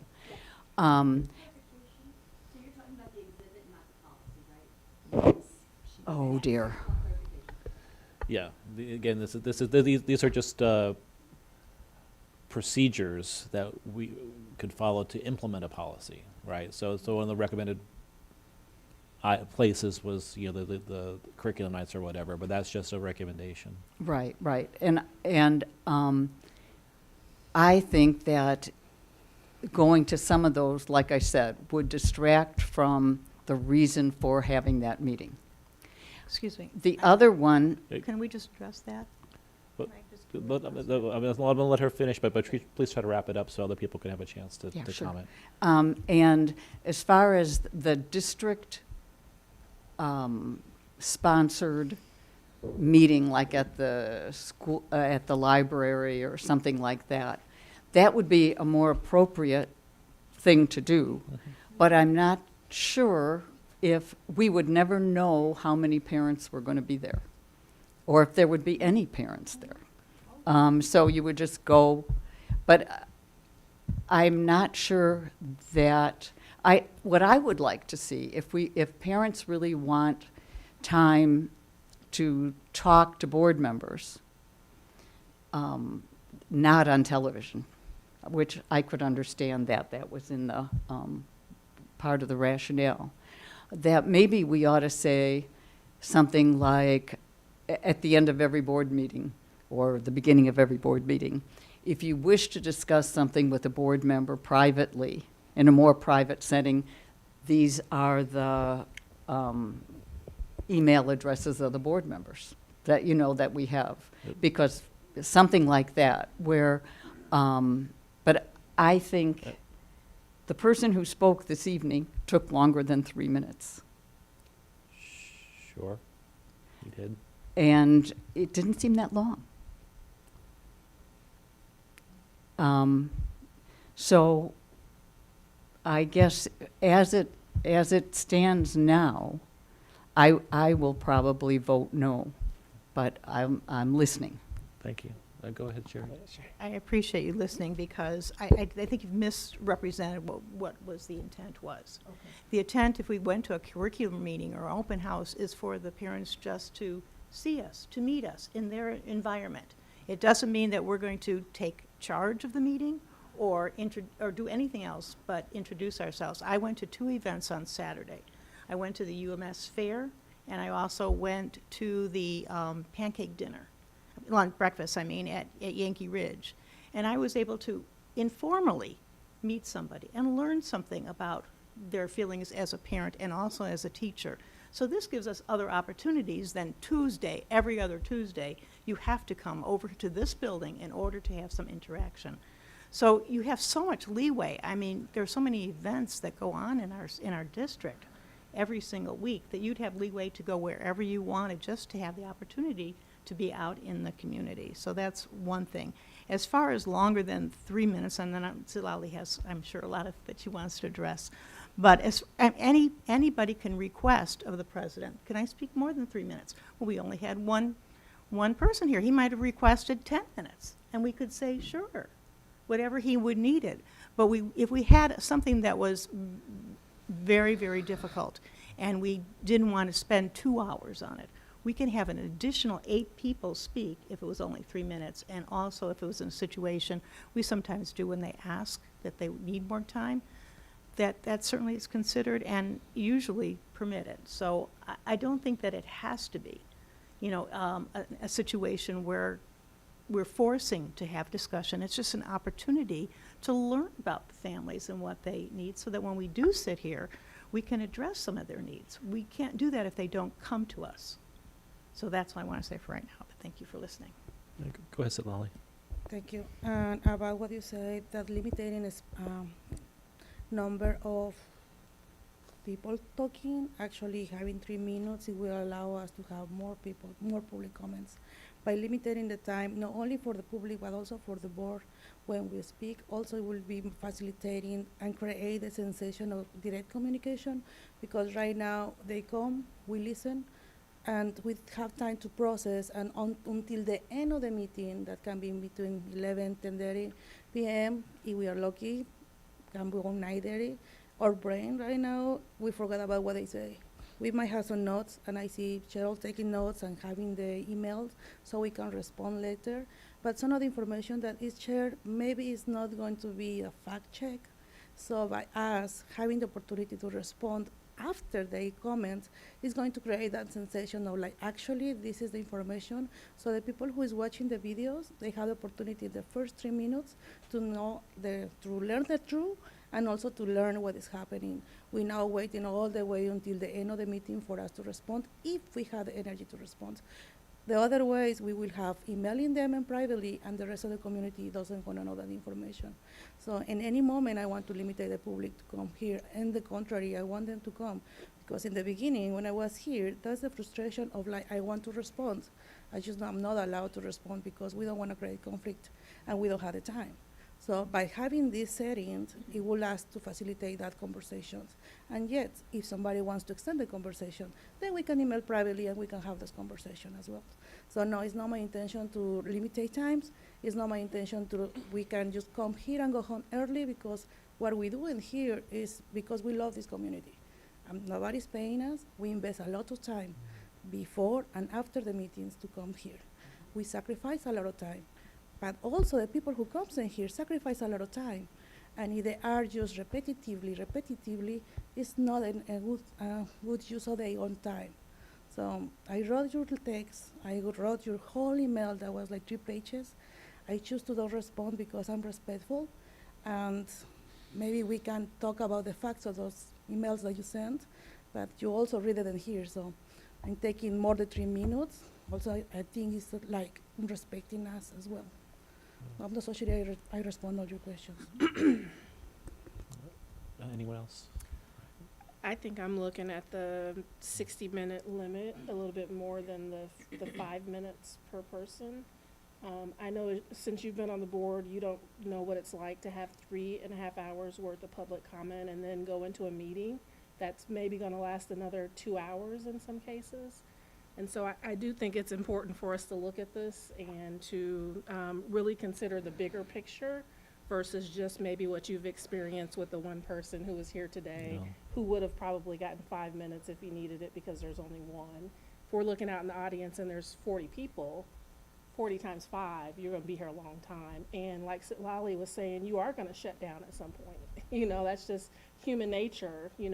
By the time you get to person 20, you've zoned out maybe even in some cases. And so I think it's important for us to make sure that we are attentive and listening and hearing people as well, and not extending a meeting, especially in a lot of cases where people are saying the same thing over and over, just for the sake of extending it. So, Yep. those are my thoughts. I Yeah. think the 60 minutes really is more of what I'm keying in on, and making that assessment when they get here of, how many people can we fit into the 60-minute period. And that 16 minutes isn't a hard and fast rule at the board. Say you have a light agenda, but for whatever reason you've got a lot of public comment, the board could decide to extend that if it so wished Yeah. on that given night. It's just we have no ability to do that right now. Yeah. I mean, there was a period of time before Dr. Ivory Tatum was on the board where, I'm not joking, we had 2+ hours of public comment every meeting for 9 months. Yeah, I was on that side of the table at one point, so I know. And, I mean, and it frankly impeded our ability to do anything that year. Yeah. And we had no ability to make modification. This brings us kind of in alignment with city councils and other school districts in our area as well. Their public participation policies are in alignment with what's been proposed and is on our floor right now. Yeah. I can remember leaving out of a board meeting and going into an exec session that lasted until after midnight, several times for us. So I don't know what the stamina of everybody here is, but that's pretty tough for most people. And to be making decisions during that time too, that are critical decisions that we need to be alert and making good decisions for the district. So I think the discretion being in it is really the key for us, that Right. we can make the decision when right now we can't make that decision. So are you saying you approve of the 60-minute, but not the 3-minute? I approve of the way it's written, Okay, with using the discretion of deciding whether or not a person could have more than 3 minutes, which in a lot of cases right now they probably could, but in some situations we may not be able to allow that. And I think having that discretion is the key, to be able to say, I don't think it's in our best interest to be here until 10:30, 11, 12 o'clock tonight, still making decisions for the district. Also, it will allow us to accommodate different language support. If we have that ability to arrange times, we will less intimidate for people who is English is not second, it's a first language, second language. It's going to be easy for them. And the fact that things are being presented, and then we usually have a couple of weeks, if not more in some cases, before we're making a decision, a person still has an opportunity to send an email or say, I'd like to discuss this over coffee or whatever.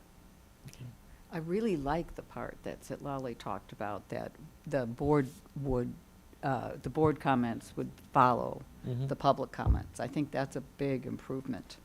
And I would like to see a lot of leeway given, I guess, because I do think I don't want to limit people's access to the board or to the persuasive power of speaking to the board on television. And I think that's what we would be doing in way. So it would be, we would have to use a lot of discretion in what we're doing. And I think that would be, if it's the discretion of the chair, then, or the president, I'm sorry, that's a lot of weight on your shoulders. Sure. I mean, I would, as chair, I would,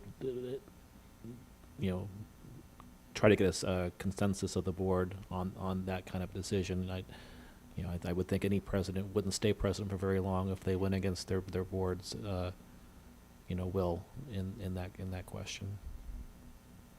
That's a decision that can be determined looking at the size of the crowd. Right. You say, 3 people, let them speak. Yeah. 20 people, we'll shorten it. Go ahead, Sherry. Yeah, also, I think that was the intent, is to get more conversation, more interaction with members in our community, not to slash the amount of time that they can speak. And I think that was the intent, that when Citlali and I sat down to think about other ways in which we can interact besides at a board meeting. I think that's why we included all those different ways because we do want to expand our ability to understand and to speak with other people in the community. Yeah.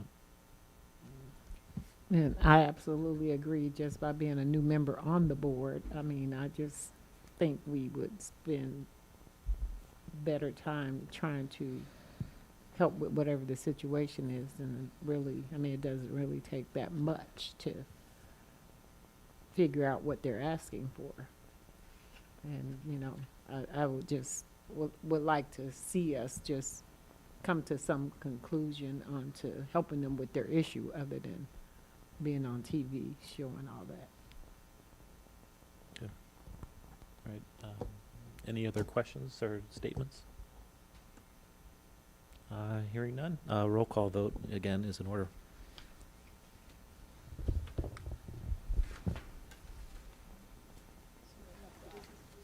This is 12.4 policy 2.230. The policy document was on our packet, just the policy, not the procedures. You're first on my list. Member Hickson, No. Member Baxley, Yes. Member Langendorf, yes. Vice President Exum, Yes. President Pulowski, Yes. Member Staton, Yes. Member Jones. Yes. Passes 6-1. 12.5 is our educational equity policy, which has been discussed and presented over the course of years here, but it's been in draft form for a long time. This is now the official vote to make it the official policy. Oh, you want, yeah, I can. Please, I guess you can provide give some context before more we take a background. So we motion. voted on it once, and I'm trying to find the date that we actually voted on it earlier in the It's like- year. it's like- Was it June 18th? Okay, thank you. So we voted on it in June, and at that time, it was included with a press packet, and it was evidently there was a board member who, at the time, did not realize that they were voting on the equity policy when it was approved, and so I believe it was at that point maybe FOIA'd and then maybe sent to the PAC. And then the Attorney General's office made a decision, kind of looking at our board meeting and how we made the motion that night, that maybe not all board members, I'm reading from what was shared with me from the PAC, that maybe not all board members understood that they were also voting for the equity policy when they approved the press policy. So their recommendation was that we put the equity policy back on the agenda and have it be an individual action item, so board members could vote for it again and everyone would understand what they were voting for. So just to give more clarity, nothing here has changed. This is the same policy that was written with the group of folks from the Equity Task Force that met, that started meeting During in COVID, 2021 during COVID and met for about 18 months. One of their very first tasks prior to the equity audit was to really create an equity policy that would have some teeth behind all the equity work that went into the policy.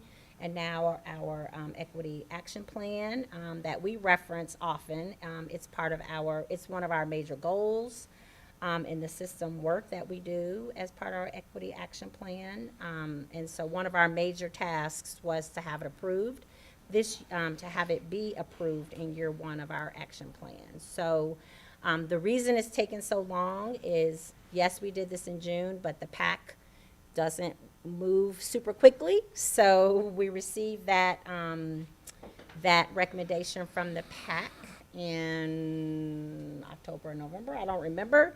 I waited until we had more policies to put on, so we would just do it kind of when we had our next press packet to approve. So it didn't make sense to just throw it on as a policy when we weren't talking about other policies. So since we were approving other policies tonight, it just made sense to have it be put back Yeah, here and- tonight as an individual action Yeah, item. and I have to apologize for not making that clear when the motion That's was made back in June. So It's fine, just, yeah, so. I just wanted to give some background information so people understood why we were doing this again, because we've been talking about this since 2021. Okay. So thanks for the context. Is there a motion from a board member to approve the educational equity policy? I move for approval of the previously presented educational equity policy. Is there a second? Second? Any further questions or discussion? Go ahead. I'm sorry. I am the one who didn't understand. That's okay. It's all good. You were a pretty new board member at the time. Well, and you were right too. I really didn't. In fact, somebody asked me about it. I always go to coffee on Wednesday mornings, and I said, you know, I didn't know we were voting on that. And okay. so, anyway, so that's how, and that's why I think somebody then FOIA'd it. Yep. But anyway, I did have some questions before we voted on it. And my response actually was, okay, it's not like I really disagreed with anything in it, so I was just going to bring it to the board every time, every meeting, and then if I had questions, how does this relate to our equity policy? Which is why I said, could we have the equity policy Yes. stuff put in Yep. with our agendas? Anyway, so these were my questions. On the first page, it says this policy is to reimagine a framework of actionable steps to eliminate institutional And so rape. Jennifer, I'm gonna let you finish, but again, I did not write this in isolation by myself. This Oh, was no. written with like 20 other people. And Right. so a group of people got together and wrote this. I know you're gonna ask me questions, and I'm gonna try to do my best to answer, but again, there are a lot of other voices that were part of this work Right. and a part of the wordsmithing that went into this. So I just wanted to say that before you, so now you go Okay. ahead. Okay, and I'm not exactly expecting answers. Okay. But I would like there to be a discussion Sure. about, I don't see this written as any other policy that I looked at the other policies. And, but this says this is a framework of actionable steps, and I didn't really see actionable steps. So this goes with these are commitments, like all the things that are in here are also meant to be paired with our equity action plan. That's why this is the number one goal in step one of our systems goal for our equity. We need an equity policy to hold people, to their feet to the fire for the equity work that we're doing. So when we say that we are breaking down academic disparities in our district, or when we say we are wanting to make sure that every single student in our district has the same opportunities that other students have, when we get pushback, then we can say this is part of our policy, equity policy, it's part of our equity action plan, it's part of, it came out in our audit, so all those things go together. Okay. And so where is that? The equity action plan, Mhm. so that's the goals that are listed on the board agenda. So those are the 5 areas Okay. of, yep. Okay. Yep. Okay. And then my other question was on page 3, under the commitment. Yep. And if you look at A and C, I see a tension between the two. The district shall provide every student, which is an individual student, with equitable access to academically rigorous, social and emotionally responsive and culturally sustaining education, even when this means differentiating resources to accomplish this goal. Okay. For some students, academically rigorous is different than for other students. Yes. And we need to look at that for every student. And so I would say that the teacher, we have all sorts of resources in the district. Some are money, some are equipment, some are teacher time. And so teachers must respond to every student to make sure every student has an academically rigorous program. Yep. Okay, and then I totally agree with letter C, where it says, "The district shall negotiate, reallocate, and reimagine resources, opportunities, so that specific needs of groups of students are met." So if we see a group of students, and we usually do that by demographics, that is not meeting standards or whatever, that Yeah, we needs call extra them help. priority If we're groups. going to reallocate resources, like if we want to put a little extra money in this school rather than in this school, I mean, I see that. That's basically what we're gonna do with Perry when we have to have the meeting with, Mary Ann, I forget what it's called. Remind me the name of what it's called. The person who's gonna come and meet with us about our financial resource allocation. And Thank you. I agree with that. Yes. But I do see, when I went to parent-teacher conferences with some kids, I would, and some mothers asked me to attend. And I was constantly, the mothers would ask, "I want my child to have homework. Why doesn't my child have homework?" And the answer was always, we don't give homework because your child would do it. And your child, our learning gap would increase. Ooh, okay. And so for that individual student, the academically rigorous program was not there. So the example you just gave is 110% of the reason why we need this policy. So, and I think we didn't write this saying that this is where we are. It's just like a strategic plan. We are not doing all of these things right now. That's why we needed to write it. We needed to have it as part of our equity action goals, because this is what we strive to be. So when we wrote these because we're not doing many of these things. These are the things that we need to do in order to achieve educational equity for our students. We have many of our students who are not receiving academically rigorous instruction right now. That's why we spent $1 million to buy a new literacy curriculum for our district, because we haven't been providing that. So that's why we created this. That's why we are firmly embedding it in all the things that we're doing. That's why the board included academic rigor and student achievement as one of the most important goals for the board. That's why it's going to undergird a very important part of our strategic plan. So that all of this is very connected to like all the things that we've been talking about for the last 2 years. A and C are very important. We can't do any of the work if we're not going to allocate and make sure that we're providing the resources. We can put all the words that we want on a piece of paper, but if we're not providing the resources to do any of the work, none of it will get done. So that's why those things are really important pieces of the equity plan. They're really important pieces of all the things that we have to do moving forward. So you have to put the resources there to do all the things that need to be fixed and Okay. get done. So Okay. And I guess what I'm saying is to me, these are aspirations. They're not, it's not really there are things that we are committed to policy. do. I mean, they're not like policy. We're going to do this, this, and this, and if you don't do it, this is going to happen.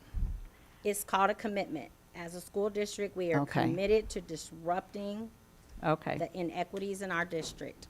And so, yep, Okay. yep. Okay, Yeah. okay. All right. Any other questions or comments or statements? All right, hearing none, roll call vote again is in order. Oh, sorry. And I did all of that without a mic. There are no further comments or questions, so roll call vote is in order. Member Baxley? Yes. Member Langendorf, yes. Vice President Exum? Yes. President Pulowski? Yes. Member Staton? She just ran to the back. Oh, I didn't look. Member Jones? Yes. Member Hickson? Yes. Motion passes. Last up in our individual action items is Press Plus 116, which was discussed at our last meeting. And we had the opportunity to come to administration during that time with questions, especially about Title IX changes. So the chair would entertain a motion to approve all of the Press Plus 116 changes. Move for approval of all of the changes as presented. Second? Been moved and seconded. Any further questions, comments? Hearing none, roll call, please. Member Langendorf, yes. Vice President Exum? Yes. President Pulowski? Yes. Member Jones? Yes. Member Hickson? Yes. Member Baxley?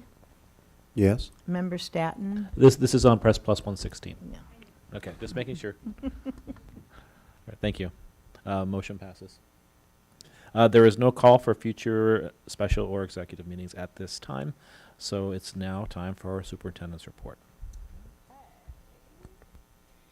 All right, so John's got that up. Great, awesome. So this is Jalen Johnson. So I don't know if you guys know Jalen, but she is a remarkable young lady. And Jalen, former Dr. Williams student, is a proud UHS senior who was just matched through the Quest Bridge program in the last couple weeks with a full ride scholarship to Rice University in Texas. If you guys, that is a phenomenal university. It's like an Ivy League school. So we're so excited for Jalen. Catherine went out and interviewed her. So if you want to read a little bit more about Jalen, you can click on that and we'll share that out with everyone. So we'll share more information about Quest Bridge. It's a great nonprofit, national nonprofit that connects high-achieving, low-income students with the nation's top colleges and universities through a program called National College Match. And so Jalen has worked so hard. She juggles 4 jobs. She is the senior class president. She is part of lots of organizations and several extracurriculars. And she's just an amazing young lady. So we're really excited for her. Yes.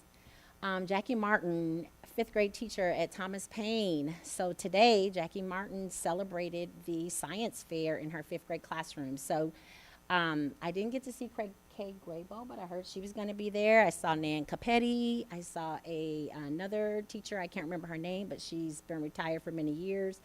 They were all there with the students, and this was just a few of the 12 projects that they presented on, all about space.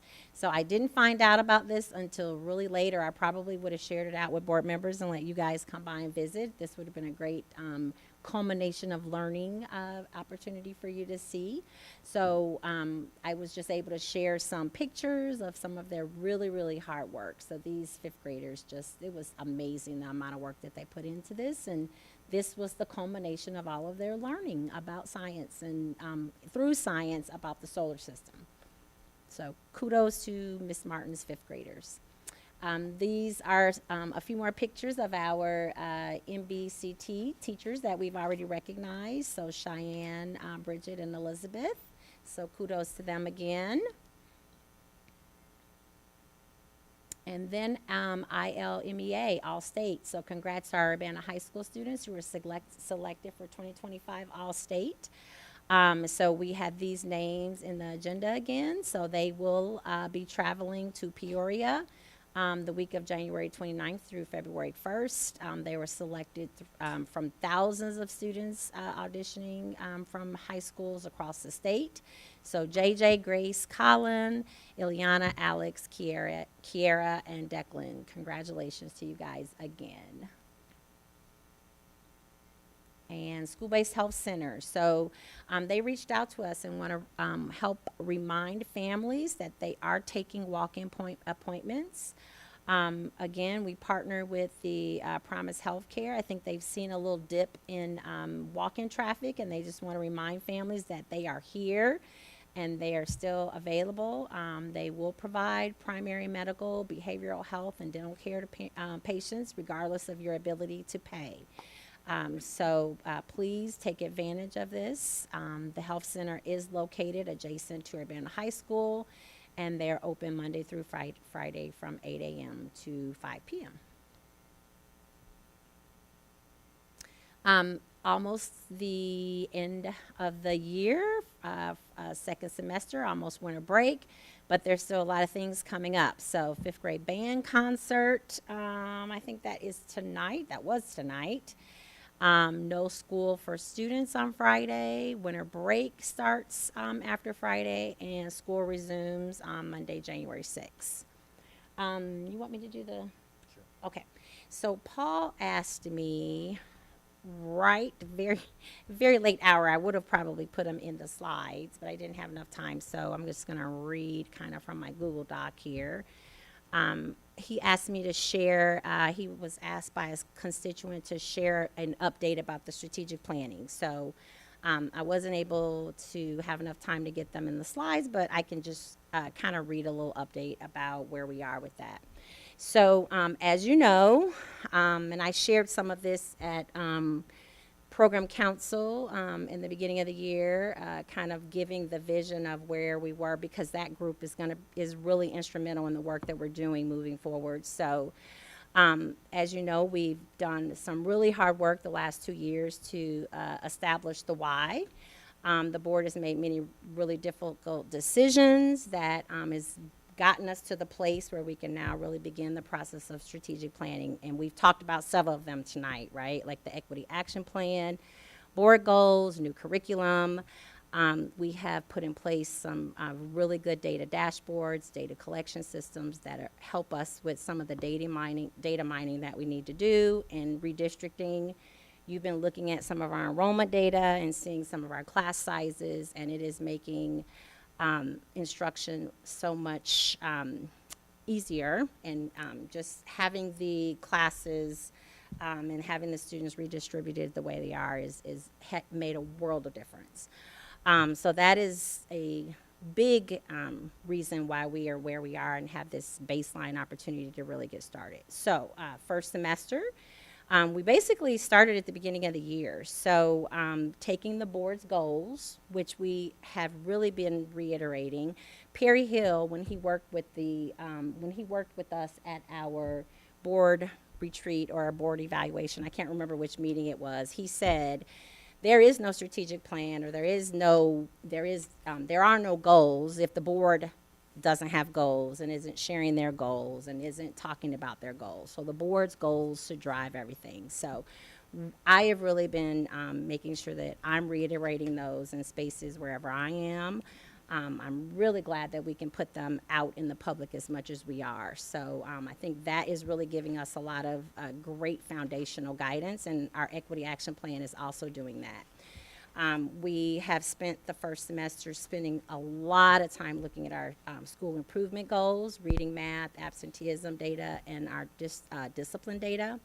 Program Council, Jennifer and Sherry are the board members who are participating in Program Council this year. We have about 140 people from all over the district, from every single school, from all kinds of positions, who are working to identify our district priorities and initiatives. They are teacher leaders, support staff members, administrators. We have one meeting a quarter, and the main areas that we've been looking at to prioritize our data are our assessment data. So we looked at our fall benchmark in January. We have an upcoming meeting. We're going to look at our winter benchmark data. We're looking at walkthrough data. We've talked to you guys about our walkthrough tool a little bit, and it's kind of grounded in our new curriculum, student engagement, and social emotional learning. We've really been spending a lot of time looking at chronic absenteeism data and student discipline. So those are the major areas that Program Council is really looking at in terms of taking all of that data and prioritizing it and going to be doing that again in January. We have another program council meeting in March. We have another team that has been put together called the Portrait of a Graduate team. And that is basically going to be a secondary team that is going to identify all of the skills that we feel as a district we want our students when they graduate from Urbana High School to have as a Urbana High School student, and to show that they are college, career, workforce, and future ready to be ready as an adult. And so that team is starting their work in January, and then AVID is another major focus area. So there is a site team at UMS and at UHS. We also are going to be developing an AVID team at Dr. Williams School. So they're going to be our first elementary AVID school site. And that is basically, as you know, we have to do a few extra things this year because Dr. Williams School continues to be an intensive school site. But one of the things that other districts that have also been in our same situation, AVID has really made a difference in those districts that have similar school populations. So we are really looking forward to that opportunity. I know Principal Jackson has been asking to participate in AVID for quite some time. And so AVID, if you remember, is kind of that framework that really focuses on student achievement, rigor, college and career readiness. So those are kind of our main priorities that we've been focusing on first semester, and all of that data and all of that information is really being gathered together because all of it is going to be given to the groups as we move into second semester to really start fine-tuning what we're going to have available when we get ready to sit down with a team to do some strategic planning. So early second semester, again, we have a lot of data to share. We want to start doing some engagements through surveys. We have talked a lot about surveys, and we know that not always, we don't always get great participation through surveys, so we're really going to think of how we can creatively get feedback from the people that we need it from the most. We know we're going to get feedback from a lot of, from very specific groups, and we often miss the people that we need to hear from. So we've got some thoughtful ideas about that. We also intend to go out early second semester and do some focus groups. We tried focus groups when we did the equity audit, and they weren't as successful as we thought they would be. But we have some better ideas on how to do those. Those were all held at the middle school. So instead of holding those at UMS, we're going to take the focus groups into the communities where the families are that we need to talk to, and hopefully we will have more input from those. And then I really want to do some engagement opportunities where I can have like some, suppers with the superintendent, just some opportunities where people can come and just give honest feedback and just tell me whatever they want to say and whatever they want to talk to me about in the early second semester. And then, of course, I love doing things with the students, and so I have all kinds of ways that I get a lot of student voice through that, through those engagements. So between all the data that we're gathering, we have gathered first semester, and then these early engagements in second semester, we are going to take all of that after the March program council and then put together a strategic planning team in April, early April, hopefully right after we get back from spring break, where we will go ahead and put together the team that will then do the work of identifying our mission, which everyone here knows that is the why we exist, our values, the way we do things, and our priorities, which is basically the how. And then the priorities, then we can share out with all of our stakeholders, so then they can then identify what projects and activities they would like to be involved in. So people can expect to see messages hopefully by early May.